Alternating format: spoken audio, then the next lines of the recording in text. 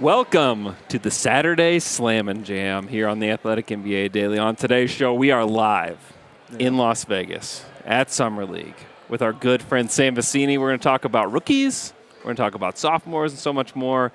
Before we get to that, Alex Speers also live in Las Vegas with us today, which is what a joy to do this together in person. Like, can you believe this? Time. I love all of you. I love both of you, except for one thing right now. Yeah? You're making me miss I know. the Cooper Flagg Riley Minix showdown. It is and it's really the Riley Minix Cooper Flagg showdown, Yeah, let's be honest. that's right. So I'm a little bit disappointed, but, you know, what can we do? We only have the time windows that we have. It is horrific timing, but we're going to make it work. I'm going to throw to Alex to talk about how is Alex going to torture us today with trivia is the question, and it's going to be a little different. All right, Sam, you've been on the show a lot. We always do Andrew versus the beat. It always comes at the end of the show. This time's going to be a little different. After every question we ask you today, this is great. We're going to do a mini Andrew versus the beat. I've come up with 3 questions about every single NBA team. 90 questions total. We're not going to do all of them, but you're going to pick any team. What a psycho. Yeah. No, normal. It's normal behavior. Normal behavior. You staring at me wide-eyed, talking about trivia. You're going to get to pick a team after each question, and we're going to do a mini Andrew versus the beat, and then I'll add it up over the course of the episode. Okay, so Andrew, start us off. Okay. So, Sam, you've been in Vegas for a few days now. What are the most popular Summer League conversations that are happening right now? What are the topics that people are touching on the most? Yeah, I feel like the LeBron thing has come up quite a bit, to be honest. Just what's going on with LeBron, what's going to happen there. Yep. What's happening with the Lakers in general? How competitive are the Lakers right now? Are they going to be able to, field a team that is like genuinely capable of winning a title? And to do that, they're going to have to improve. I think we all agree here, 100%. right? They're going to have to make moves to do that. But if they don't do that, or if they are incapable of doing that, or if they decide to wait until, the Luka era begins in order to make their moves and hoard their assets to better position themselves for that era beginning, what happens with LeBron? Right? Yeah. And I think that is probably the question that I've gotten asked the most at this point. What about you guys? Al? Hansen Young? Hansen Young. Mostly? Because I'm from Portland, so all of my Portland the friends. Gong Yes, were here? Yes, they're all texting me. They want to know what it's like in person because it was genuinely cool because it was probably the most empty the arena has been because it was the late game last night. But it was the loudest. Yeah. Like, other than maybe that first Cooper game, Definitely. It was the loudest. And the fans were getting really into it. There's a point, I forget the player on the other team, but basically started trying to scuffle with Hansen. Yeah. And he instantly became a villain. It got loud, too. I was loud. in and out of that arena. I was literally with you the whole time that I was in that arena. So I saw the first couple of passes from Young. Yeah. And then kind of went over to go see the Reed Shepherd show. We'll talk about that, guys. Yeah. Better believe. Yeah, for real. But then came back in and kind of bounced back around here and there.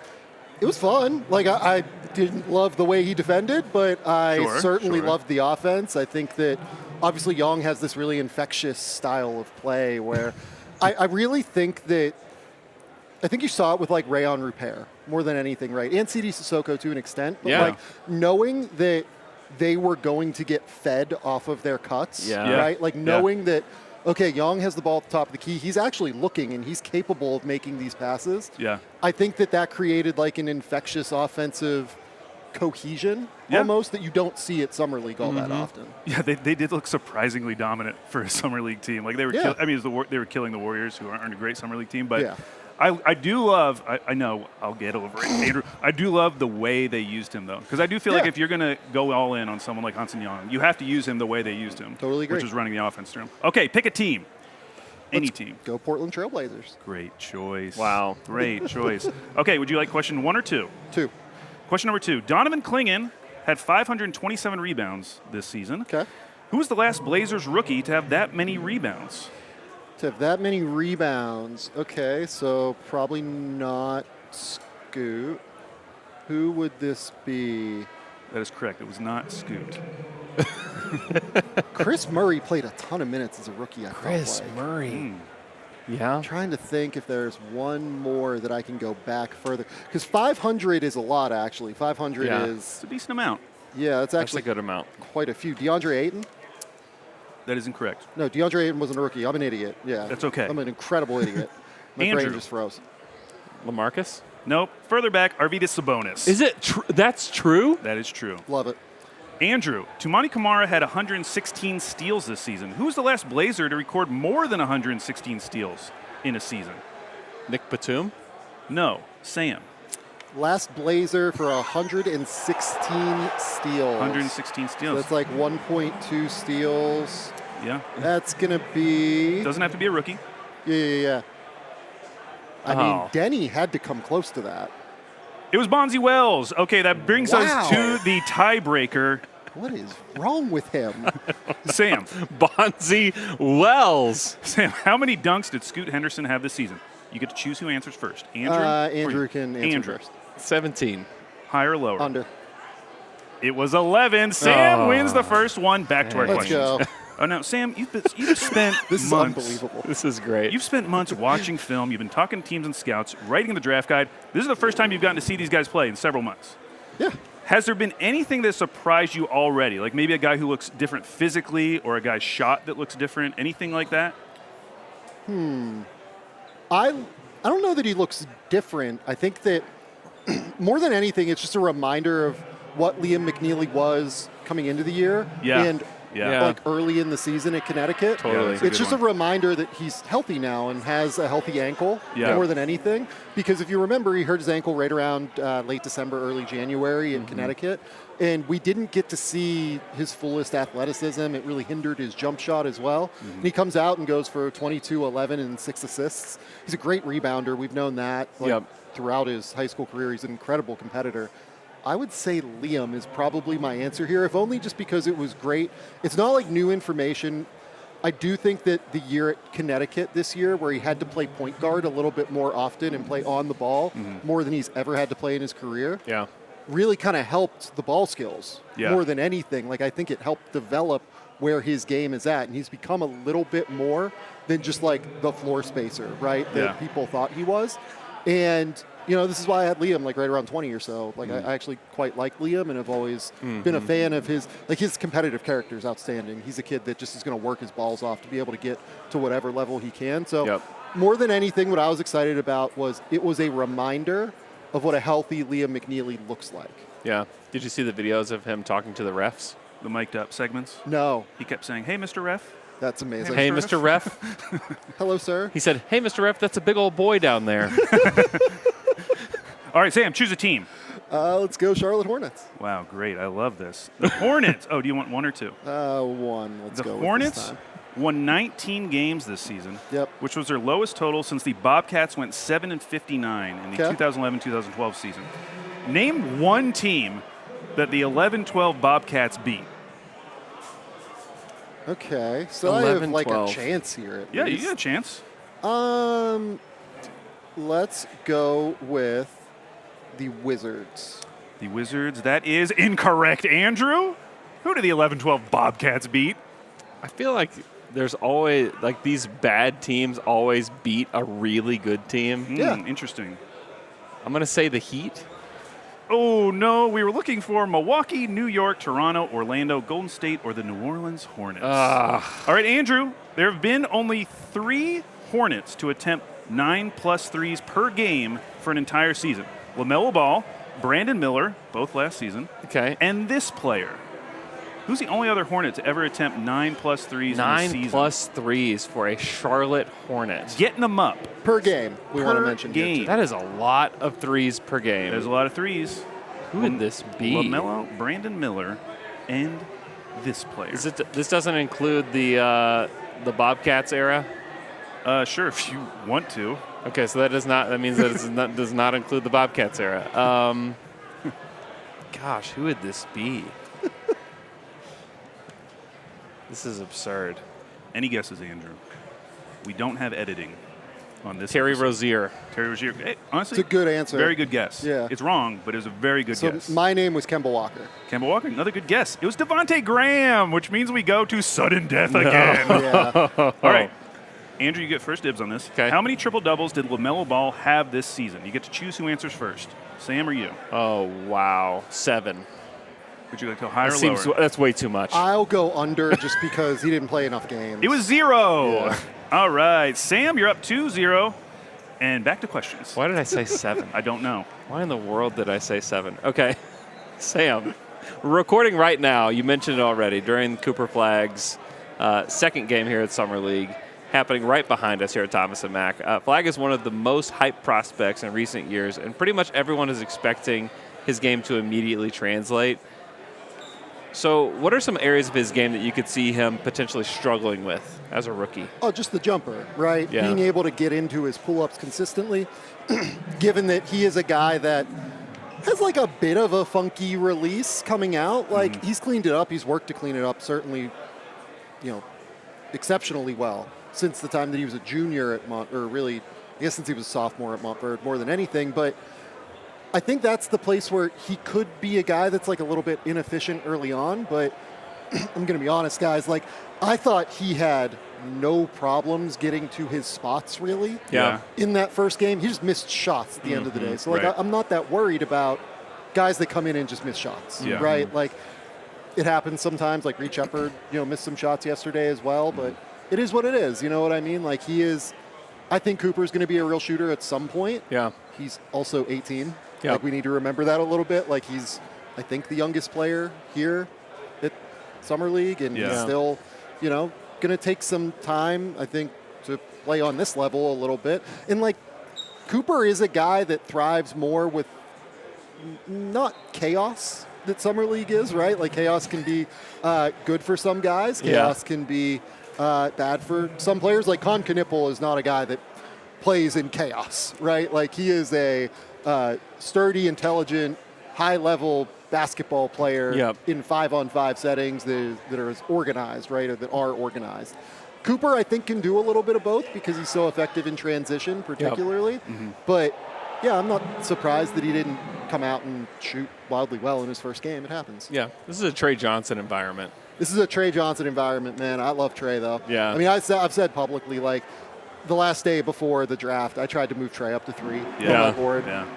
I just love Trey Johnson. He's awesome. Like, he's a worker, though. That's the big thing for me. Like, people see him, he's a very laid-back dude, just like a very calm, cool, collected dude. But that guy's a savage worker in the gym. And I'm like a big believer in him being able to figure it out.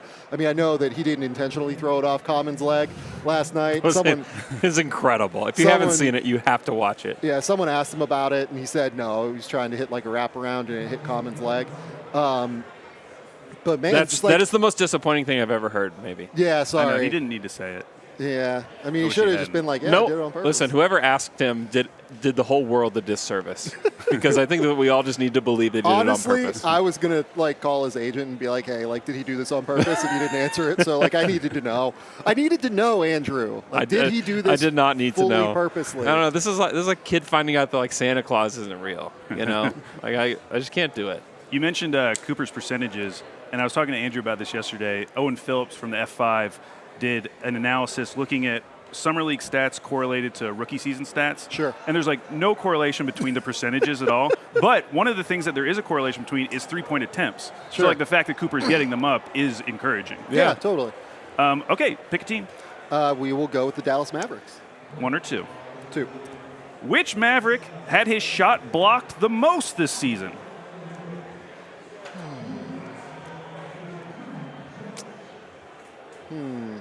Kessler Edwards. Kessler Edwards. No. Andrew. Jaden Hardy. Also no. Andrew. Kyrie made the most shots for the Mavs this season. Was the answer Daniel Gafford? Oh, sorry. It was PJ Washington. Okay. Oh. Andrew. Needed to know. Yeah, me too. I was like, wait a minute. What? You guys didn't deserve the answer. Gafford, like, made too many shots. I was like, it can't be Gafford, even though he does this sometimes. But, Kyrie made the most shots for the Mavs this season, Andrew. Okay. Who made the second most shots for the Mavs? Ooh. Just made shots. Just made shots. Kyrie's number 1. Huh. Who was number 2? Who could it be? Yikes. Is it Gafford? It's not Gafford. Sam? My answer is Luka. It's Najee Marshall. Okay. No. Okay, for the third straight time, we were going to the sudden death question. Sam, you get first dibs on this. Sure. How many dunks did Klay Thompson have this season? You get to choose who answers first. I will give a number. Okay. I will say 2. 2. Ding, ding, ding. We don't even have to go to Andrew. That is absolutely correct. I'm getting just destroyed and Sam here. is now up 3-0. Back to our questions. On Friday, Sam, we got a matchup between the Jazz. He's like an old-time newscaster. I know, Hornets. this is incredible. Jazz is like so in his element right now. Stop talking. We got a match between the Jazz and the Hornets, featuring 2 second-year players who did not have great rookie seasons, Cody Williams and Tejon Salon. Yeah. Both played great in that game. For each of those players, what are you hoping to see in year 2 that would give you more confidence about their long-term outlook? Yeah, so I watched the entirety of the second half of that game and a little bit of the first half. So I thought Cody was a monster in that second half. Yeah. Like, he looked like a confident player, which more than anything to me, that's what I would want to see from Cody Williams. Yeah, for sure. That and the strength, because to me, Cody Williams was always a guy that you were going to basically write off his first year. He was just like physically not capable of playing in the NBA last year. And him having the terrible year that he had, I was in no way like surprised. Yeah. I think it was probably a little bit worse than I thought it would be, to be honest. But like, I didn't expect him to play well. Yeah. Right. So given that, seeing him come out here, look a little bit stronger, look like he's put on just like a little bit more strength through his chest, through his arms, through his core, being able to like accept contact a little bit better, even just from younger guys, right? Maybe not necessarily the NBA level of physicality that he's going to see. That was probably the biggest thing that I was looking forward to from Cody Williams, and I was very, very excited to see that from him.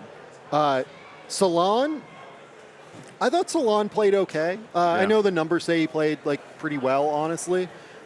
Again, I liked the confidence. I think more than anything, I thought that he particularly, even more than Cody on some level, had like a very discouraging season.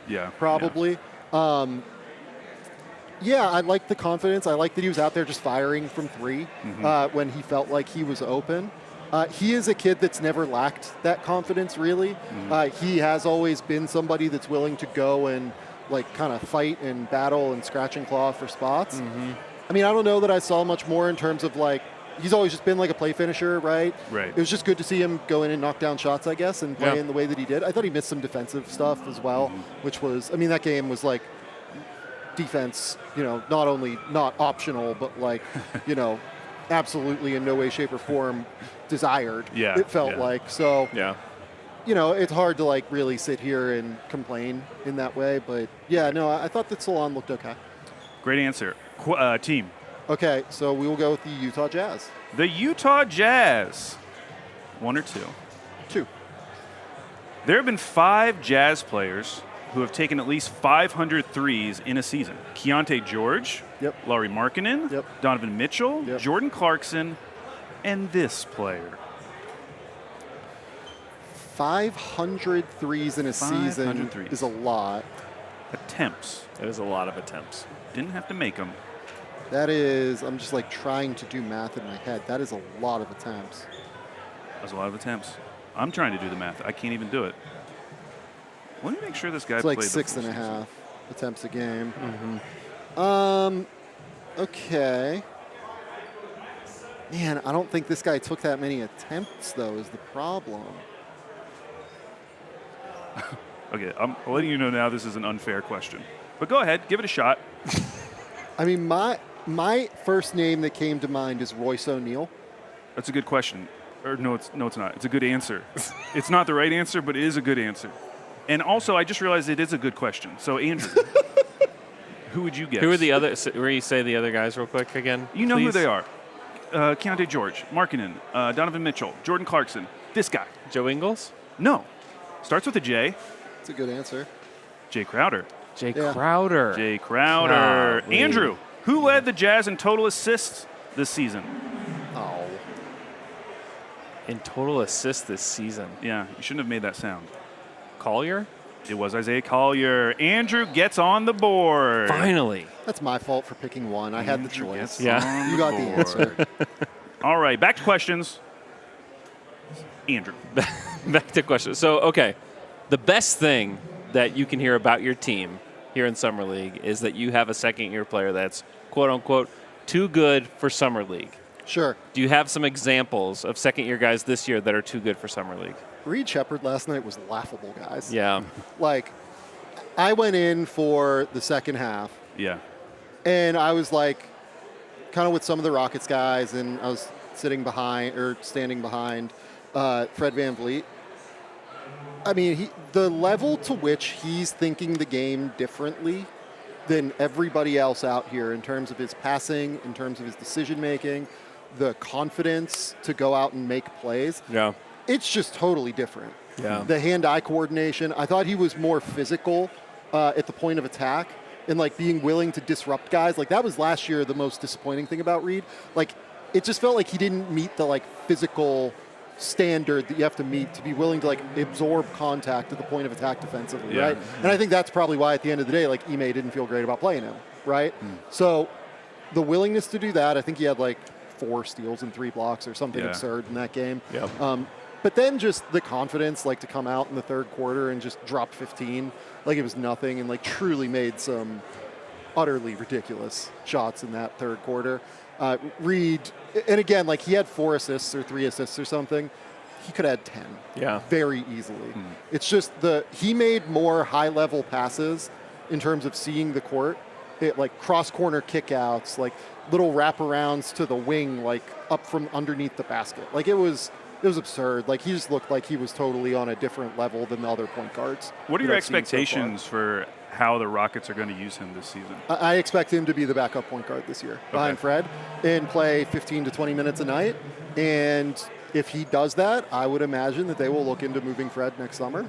But, you know, he has to prove it in the regular season at this point. Like, he came into Summer League last year and was great. He was phenomenal. I thought he was one of the best players here last year.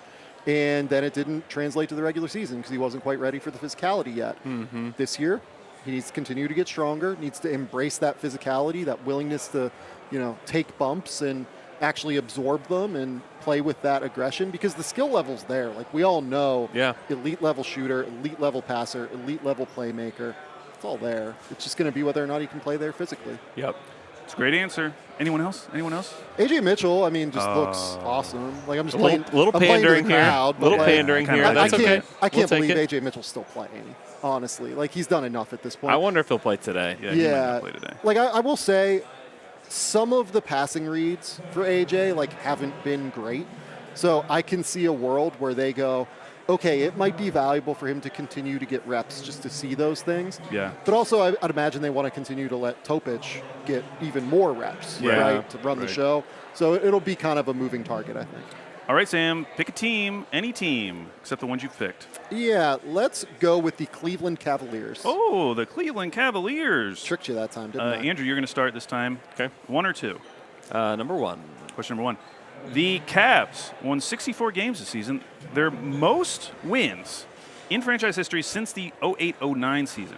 Now, during that season, 3 players averaged over a block per game.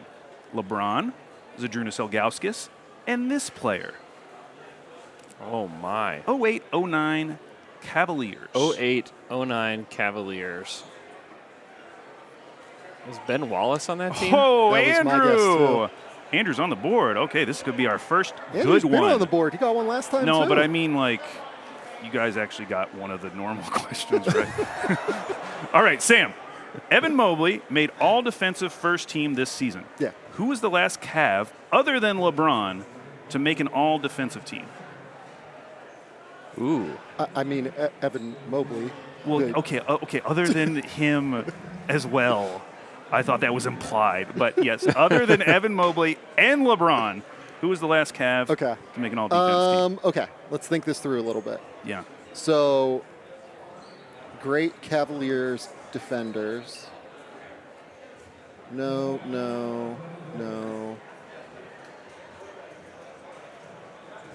Oh, man. That'd be a stupid answer if it's wrong. I think we're going to have to go pretty far back, to be honest. Really?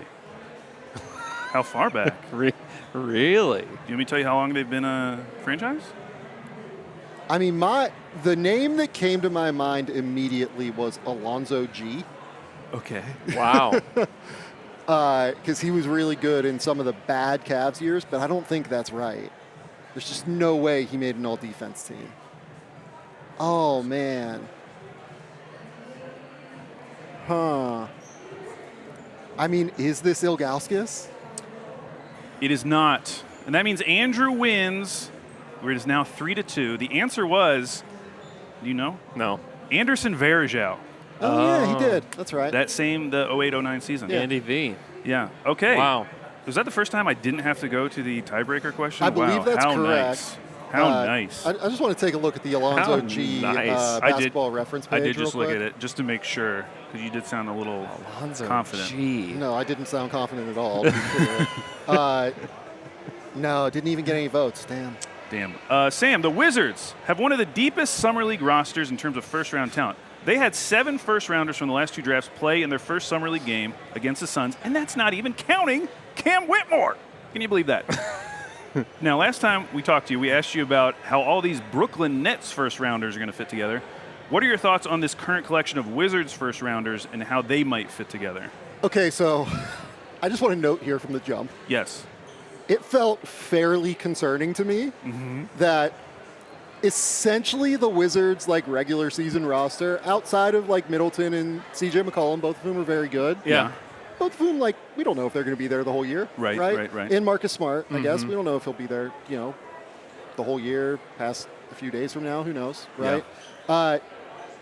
And Corey Kispert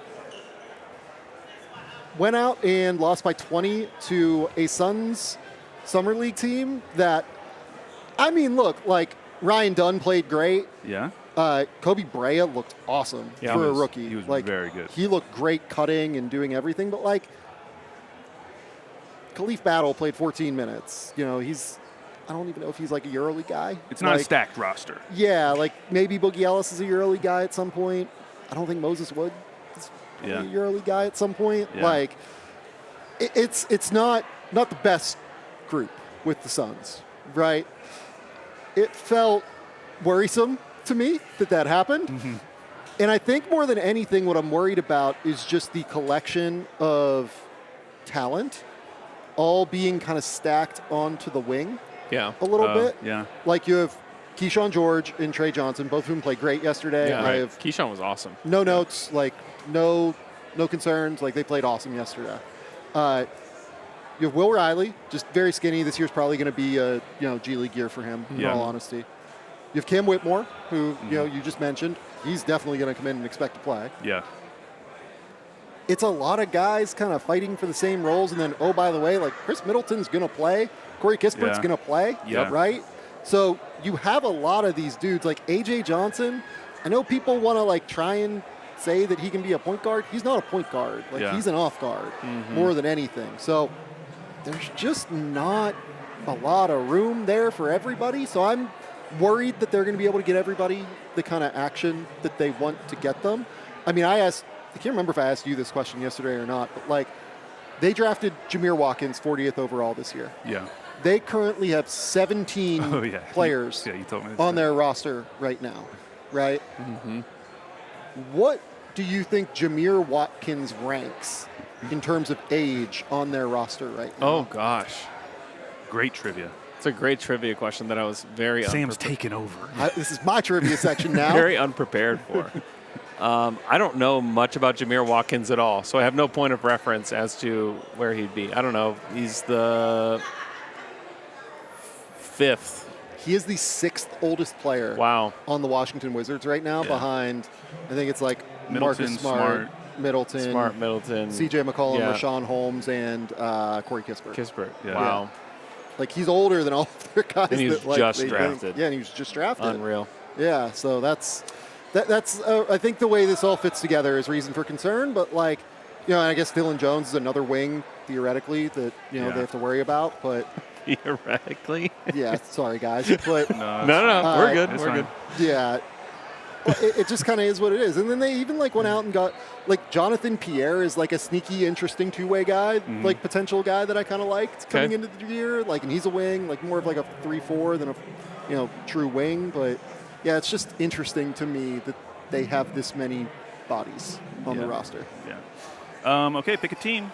Okay, we will go with the Wizards. The Washington. Man, I'm so glad I did all 30 teams because I was thinking maybe I just don't have to do the last couple. And you've gone. We're zooming. You've been doing all of the lower teams, the U and the W.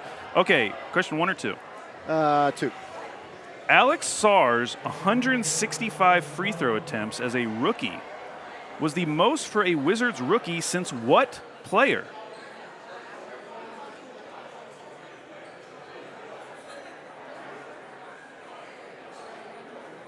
The most for a Wizards rookie. I mean, that's like not a lot of free throw attempts. It's like 2 per game. Yeah. I honestly am like a little bit staggered that Bub Carrington didn't beat that. Yeah, you should be staggered. You should be staggered. I mean, I don't think it's Kispert. Is it like... Bub only had 85. Yeah. Yeah, he's not a guy that's getting In how many total games? 82. Yeah, no, he played every game last year. Yeah. That's what I thought. Oh, man. Yikes. I mean... Any guesses, Sam? Yeah, I'm like trying to dig in. I mean, is this... No. Is this like Andre Blatch? Wow. No, but thank you for bringing his name up. It's just good to hear his name. That was Shout the out goal. to Andre Blatch. Andrew, any guesses? John Wall. It's John Wall. It's John Yeah, Wall. that was an easy one. Uh, That was an easy one. okay, Andrew, you can shut this one down. If you can get this one, you can Honestly, like I'm stunned that Beal didn't do it. It was very Thinking back. close. Beal Is was it? like, yeah. Okay. Andrew, Jordan Poole's 242 free throws made were the most by any Wizard since what player? Jordan Poole, 242 free throws. Since Beal? I don't know. No, Sam, you can force overtime. 242 since John Wall? No, Kristaps Porzingis. Andrew, you've tied it up. Okay. Now, unfortunately, we didn't get to go to one of my favorite sudden death, which was how many blocks did Manute Bol have as a rookie, which was 397. What? Because Alex Speers had 101, which was the second most in Wizards history for a rookie. 397 is So many wild. blocks. Yeah. Okay. Oh, that rocks. Okay, Sam. So Summer League games feel mostly meaningless, but there are a lot of guys that are trying to make an NBA roster. Yeah. Saw one of them in the casino today, Darius Baisley. Shout out Darius Baisley. How important is it that those guys play well here in order to make a roster? I mean, extremely, I would say. Like the games themselves matter, like how they play. Yeah, I mean, look, like, I think that it depends on the circumstance that you're kind of coming from a little bit. Yeah. Like, if you're a player that, like, has had a successful run over in Europe, right? Right. And you're here just to try and prove yourself, I think that at the end of the day, like, your successful run in Europe is probably going to be weighed a little bit more, Yeah. in all honesty. Yeah, that was part of the question, yeah. But, you know, at the same token, teams want to see how you come and perform, like, in front of myriad scouts, Yeah, right? Like, yeah. even, you know, a lot of these guys that are here, you know, not on two ways, not on, you know, non-guaranteed deals with teams, right? Or not Yep. on E10s or whatever. Yeah. They're coming here not just to impress their team, but to try and impress other teams. Mm-hmm. They're coming here to try and impress teams in Europe. Like, I was literally sitting with the GM of a EuroLeague team last night, and, like, we were sitting there, like, talking about guys that are here at Summer League, right? So it's definitely important, I think, like 100% important for those guys. But it does depend a little bit on the circumstance that they're coming from. Yeah. And if they have, in any way, shape, or form, established themselves within professional basketball to this point in their careers. Yeah, okay. Sam, pick a team. Okay. Any team. Phoenix Suns. Okay, so we are now, it's just so you guys update, 3-3, Andrew versus Sam. I'm just proud of us that we've gotten through now 7 questions. I know. I know, it's very good. 1 or 2? 1. Devin Booker took 551 three-pointers this season. That is the second most three-point attempts in Suns franchise history. Sure. Which Suns player took the most threes in a single season with 631? Let's just go nuts and start naming names. We're just Okay. going to start naming names Yeah, here, guys. let's do it. Dragon Bender, is that where you're going? Dan Marley. Dan Marley. It's a name. It's wrong. It's a name. Andrew. Cam Johnson? No. Quentin Richardson. Q-Rich. We want to look at the Dan Marley. He's ahead of his basketball time, reference Q. page. He was Rich. ahead of time. Wow. What, are you questioning me? No, I know. I just wanted to look. Dan Marley, he got to 500. I feel okay about that. Oh, yeah, That's yeah. a good guess. Okay, Sam. This isn't for you. Andrew. It's for Andrew. Sam. Just denying me. Andrew. This was the worst defensive season for the Suns since the 2018-19 season. Who led the Suns in total blocks during the 18-19 season? 18-19 Suns. 18-19 Suns. Okay.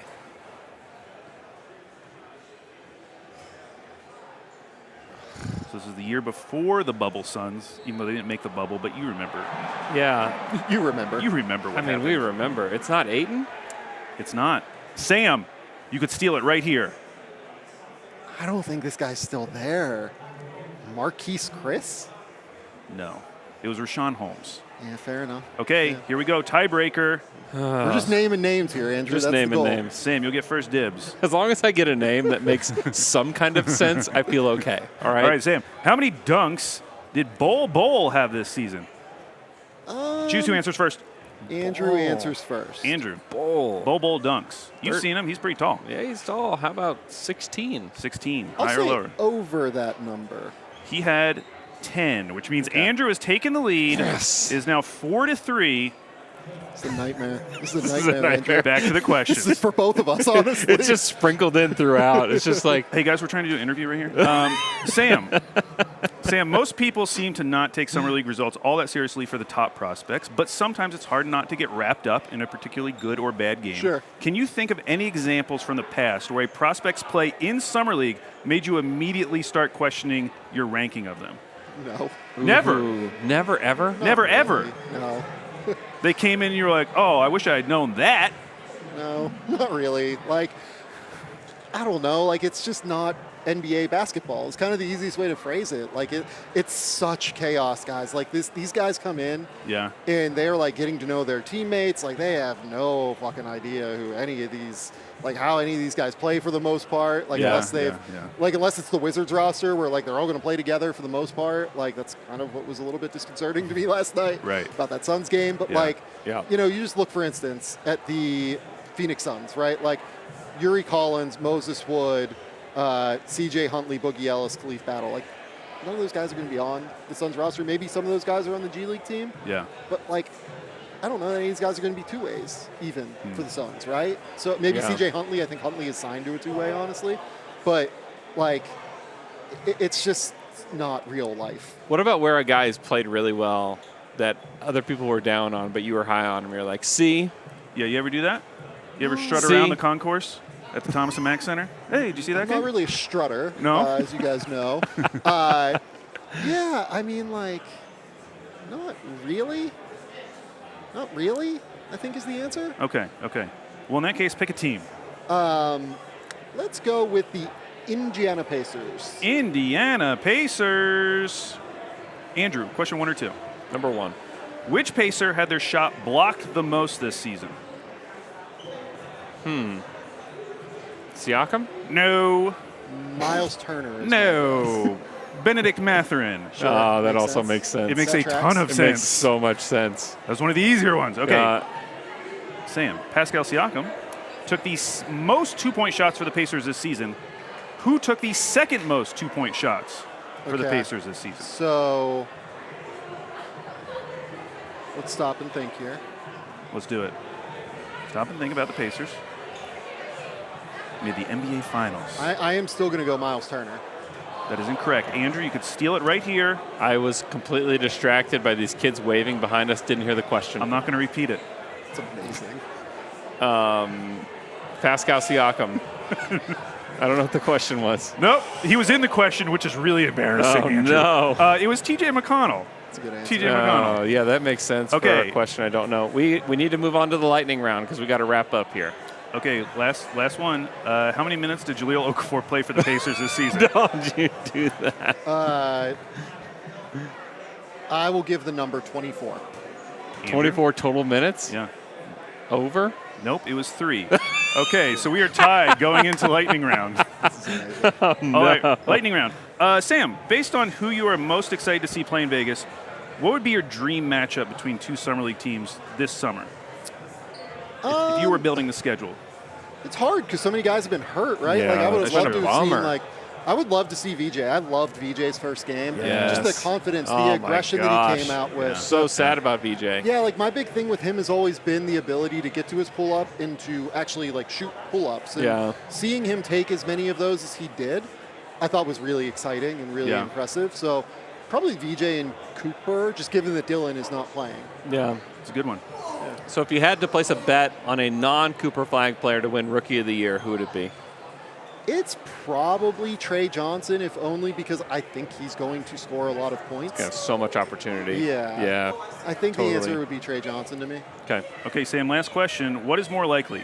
Hansen Young's ceiling is 70% of Nikola Jokic, or current Jokic is 70% of what Hansen Young will become? So here'd be my question. Is 70% of Jokic an NBA player? Okay, well, bump it up to whatever you want. Probably? I think probably. Yeah, probably. Right? It depends on like what sliders are going down. Yeah, right. Like, is he like 70% of the defender Jokic is? Because like I have some concerns. That's the answer. That's the slider I was thinking about. Well, you really turned this question on its head.